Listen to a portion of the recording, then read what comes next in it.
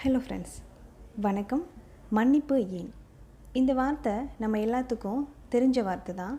இந்த வார்த்தையை நம்ம வாழ்க்கையில் அதிகமாக உபயோகப்படுத்துகிறப்போ அதனோட பலன்கள் என்னென்னு பார்ப்போம் வாங்க. இந்த வார்த்தையை பயன்படுத்த ஆரம்பிச்சிட்டோன்னா நம்ம மன சுமையிலிருந்து விடுதலை கிடைக்குதுங்க. நம்மளோட முழு திறத்தையும் நிறைவேற்ற இது உதவுதுங்க. முதல்ல மன்னிக்கிறவங்க கடவுளால் ஆசீர்வதிக்கப்படுவாங்களாம். இந்த மன்னிக்கிற குணம் உங்களுக்குள்ளே வந்துருச்சுன்னா இயல்பாகவே நீங்கள் தாராள மனமுடையவராக, மற்றவங்களை அதிகமாக கவனித்து கொள்கிறவங்களா, மகிழ்ச்சியும் நேர்மையான மனப்பான்மை உடையவராக ஆகிடுவீங்க. இது நிதானமாக உங்களை சிந்திக்க வைக்குதுங்க.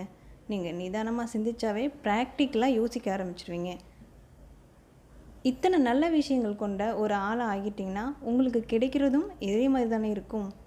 அப்படியே எதிர்மறையான சில கெட்ட விஷயங்கள் நடந்தாலும் அது உங்களை அதிகமாக பாதிக்காதுங்க.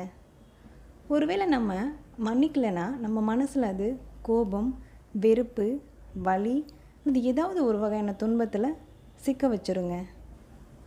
அது பிரேக் பிடிச்சிக்கிட்டு சைக்கிள் ஓட்டுற முயற்சி செய்கிற மாதிரி இருக்கும்.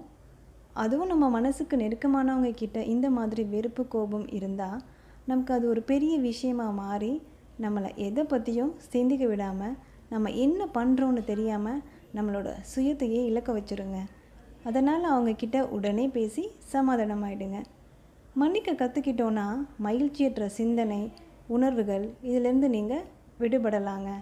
இதனால் நமக்குள்ள அதிக துன்பம் உருவாவதற்கு பதிலாக நம்ம விரும்புகிற வாழ்க்கையை உருவாக்க முடியும். மேலும் நம்ம கூட தொடர்பில் உள்ள அனைத்து உறவுகளுக்கும் அது பயனுள்ளதாக இருக்குங்க.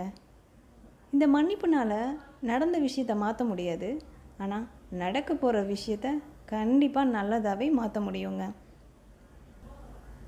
இதனால் நம்ம மனசை அமைதியாகி அடுத்தடுத்து நடக்க போகிற விஷயத்த தெளிவாக யோசித்து முடிவெடுப்போங்க. அநேகமாக உடல்நல பிரச்சனைகள் கூட இதனால் சரியாகுதுன்னு சொல்கிறாங்க. இவ்வளோ பயனுள்ள இந்த மன்னிப்பை நம்ம வாழ்க்கையில் அதிகமாக பயன்படுத்தணும் ஃப்ரெண்ட்ஸ். மன்னிக்க முயற்சி பண்ணுவோமா? இன்னும் இதை விட பெஸ்ட்டான விஷயங்கள் உங்களுக்கு தெரிஞ்சால் அதை கமெண்ட்டில் லீவ் பண்ணுங்கள். அதையும் தெரிஞ்சுக்குவோம். நன்றி.